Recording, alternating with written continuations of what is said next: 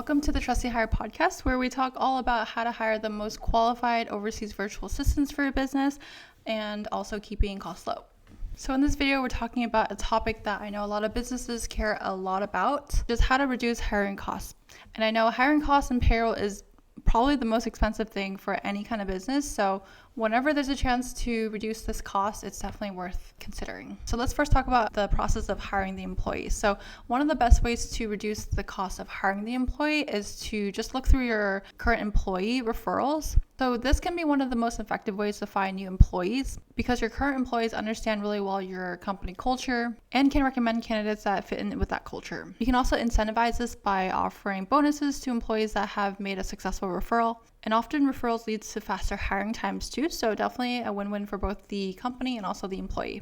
Another way you can help with hiring efforts is to leverage social media. So if your company already has quite a big following, you can leverage those social media accounts to find the right candidates. So you can post on platforms like LinkedIn, Twitter, or Instagram to find candidates. On social medias, you also may want to post kind of like testimonials from your current employees or just behind the scenes content, so that gets future candidates excited to work for a company. And if you're hiring a high volume of candidates, you may want to consider using an ATS system to help track the candidates that come through the system. One of the most effective ways to save on hiring costs, in my opinion, is to leverage overseas talent. So hiring from countries like the Philippines, Indonesia, or Latin America can save a lot on your hiring costs when compared to hiring from the US. Many of our clients have hired from the Philippines before, where you can find fluently English-speaking candidates who are also dedicated and loyal to your company. So if you're normally paying $5,000 for a US-based employee, you might be able to hire that out to the Philippines for somewhere between $1,000 to $1,500 a month. So if you're a kind of a decently sized company, building a strong employer brand also helps attract candidates to come to your company. So how to do this is you can showcase your company culture through your social media accounts and highlighting any employee testimonials. The next thing you can do to save on hiring costs is optimizing your onboarding process. So a well-organized onboarding process can easily help your new hires get acclimated really quickly and also will ultimately reduce turnover.